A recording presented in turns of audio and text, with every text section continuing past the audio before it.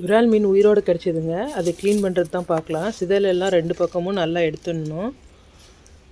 உயிரோடு இருக்கிற விரால் மீன் யார் யாருக்கு பிடிக்கும்னு சொல்லுங்கள்.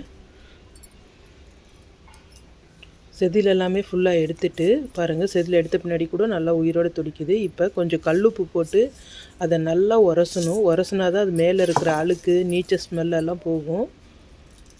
கல்லுப்பு போட்டு ஒரு 10 நிமிஷம் போல் நல்லா உராசினாங்க. உராசினா அது மேலே இருக்கிற அழுக்கெல்லாம் வெளியே வந்துருச்சு.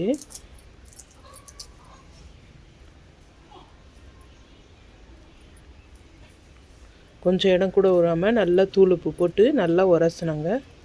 இப்போ நல்லா கழுவிட்டு அதை கட் பண்ண ஆரம்பித்தாங்க. கட் பண்ணும்போது நம்மளுக்கு எந்த சைஸ் வேணுமோ அந்த சைஸ் கட் பண்ணி கொடுத்தாங்க.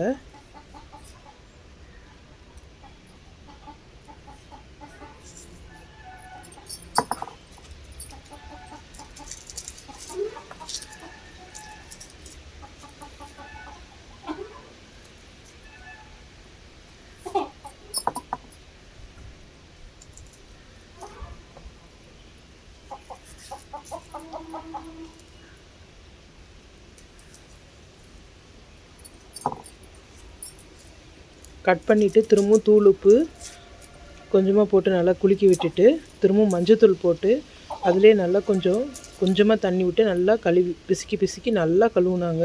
அதில் கொஞ்சம் வளவளப்பாக இருக்கிறது எல்லாமே வந்துருச்சு. திரும்பவும் நல்லா தண்ணி விட்டு ஒரு 6-7 முறை நல்லா கழுவுனா நம்மளுக்கு சூப்பரான விரால் மீன் ரெடி ஆயிடுச்சு.